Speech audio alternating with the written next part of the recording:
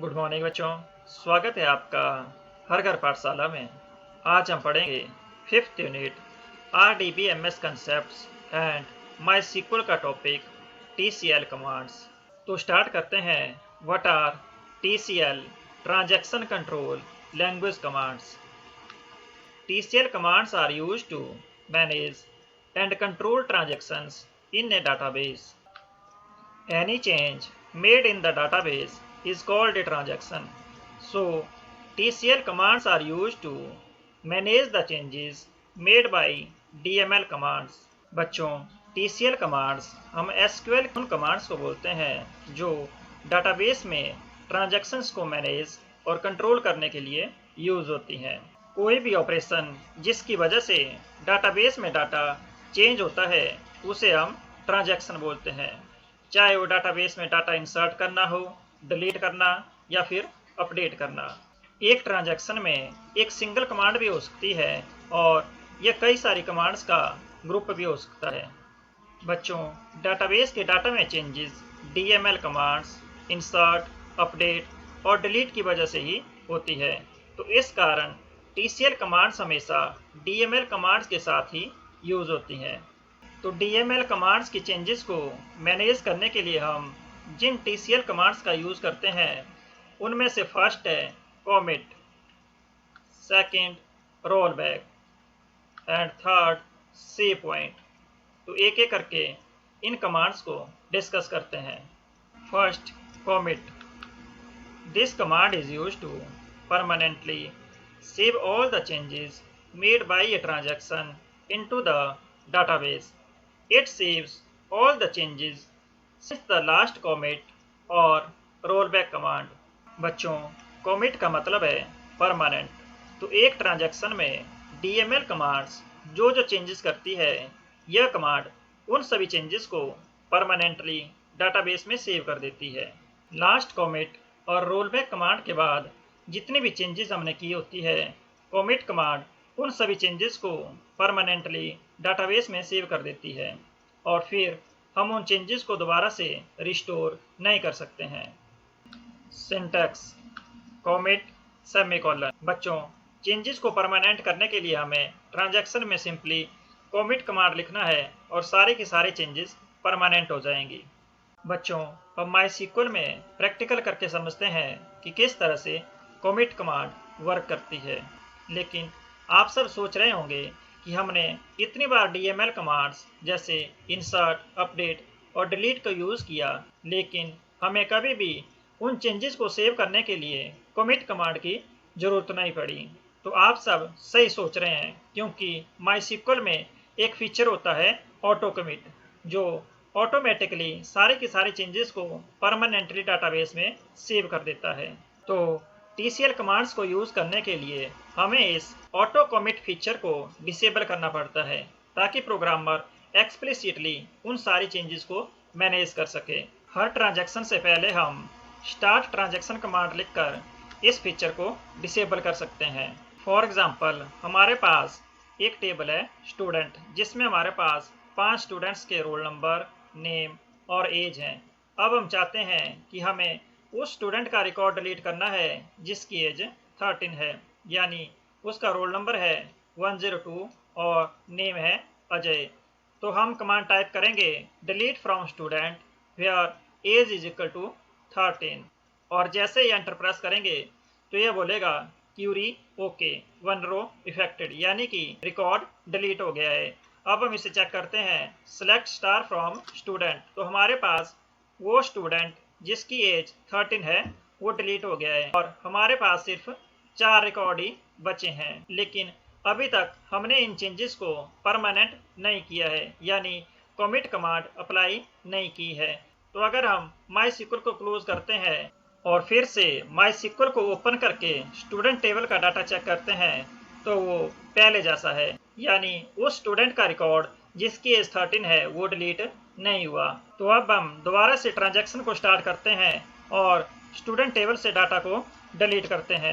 तो हमारी Curie successful हुई और जैसे हम स्टूडेंट टेबल का डाटा चेक करेंगे तो वो बता रहा है कि स्टूडेंट का रिकॉर्ड डिलीट हो गया है। लेकिन इस बार हम डिलीट कमांड के बाद कमिट कमांड का यूज़ करेंगे।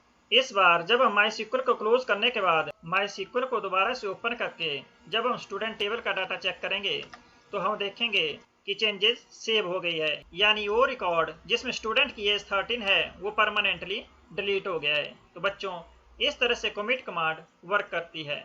Second, roll back. This command is used to undo all the changes in a transaction that have not already been saved to the database। बच्चों, ट्रांजैक्शन में चेंजेस करने के बाद अगर हमें रियलाइज होता है कि हमें इन चेंजेस की जरूरत नहीं थी, ये चेंजेस हमसे गलती से हो गई है, तो हम रोलबैक कमांड की हेल्प से उन चेंजेस को डिस्कार्ड कर सकते हैं। रोलबैक कमांड अंडू कमांड की तरह ही होती है। वो सारी की सारी चेंजेस जो परमानेंटली डाटाबेस में सेव नहीं होती है, रोलबैक कमांड उन सभी चेंजेस को कैंसिल कर देती है और हमारा डाटाबेस प्रीवियस कमिटेड स्टेट में आ जाता है।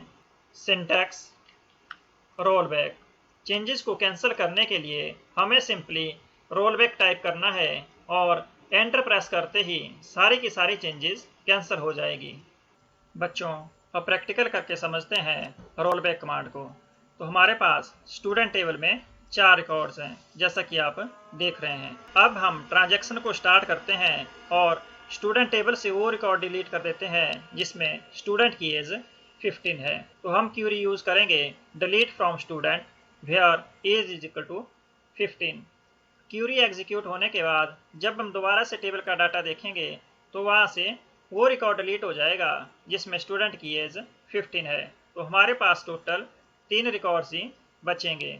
लेकिन अब हमें लगता है कि वो रिकॉर्ड हमसे गलती से डिलीट हुआ है, तो उस रिकॉर्ड को दोबारा से रिस्टोर करने के लिए हम रोलबैक कमांड का यूज करेंगे। और रोलबैक कमांड एग्जीक्यूट होने के बाद जब हम दोबारा से स्टूडेंट टेबल का डाटा देखेंगे तो हमारे पास वो रिकॉर्ड दोबारा से वापस आ जाएगा जिसमें स्टूडेंट की एज 15 है।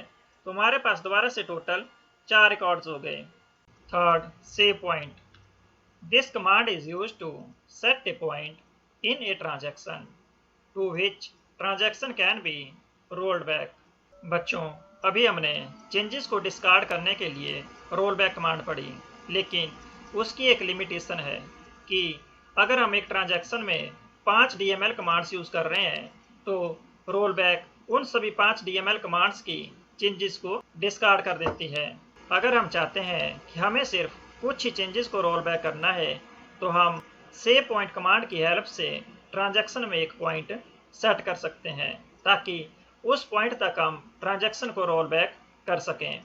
तो बच्चों, ट्रांजैक्शन में पॉइंट सेट करने की सिंटैक्स है सेव पॉइंट नेम, यानी हमने पहले सेव पॉइंट कमांड लिखनी है और उसके बाद उस सेव पॉइंट का name. For example save point SP1। तो जैसे ही हम ये कमांड यूज करेंगे तो हमारी ट्रांजैक्शन में SP1 नाम से एक पॉइंट क्रिएट हो जाएगा। ट्रांजैक्शन में पॉइंट क्रिएट करने के बाद अब किस तरह से ट्रांजैक्शन को उस पॉइंट तक रोल बैक करना है, तो ट्रांजैक्शन को किसी पर्टिकुलर सेव पॉइंट तक रोल बैक करने की सिंटैक्स है roll back to save point name. For example roll back to SP1। तो जैसे ही हम ट्रांजैक्शन में यह कमांड यूज करेंगे तो जो भी चेंजेस हमने सेव पॉइंट SP1 के बाद की होगी वो सारी की सारी चेंजेस कैंसिल हो जाएगी। Next, removing a save point. The release save point command is used to remove a save point that we have created. बच्चों, अगर हम पहले से क्रिएट किए हुए किसी सेव पॉइंट को रिमूव करना चाहते हैं तो रिलीज सेव पॉइंट कमांड की हेल्प से हम उस सेव पॉइंट को रिमूव कर सकते हैं। सेव पॉइंट को रिमूव करने की सिंटैक्स है release save point name. For example release save point SP1। तो जैसे हम इस कमांड को यूज करेंगे तो जो SP1 सेव पॉइंट हमने पहले क्रिएट किया था वो रिमूव हो जाएगा। अब प्रैक्टिकल करके समझते हैं सेव पॉइंट कमांड को।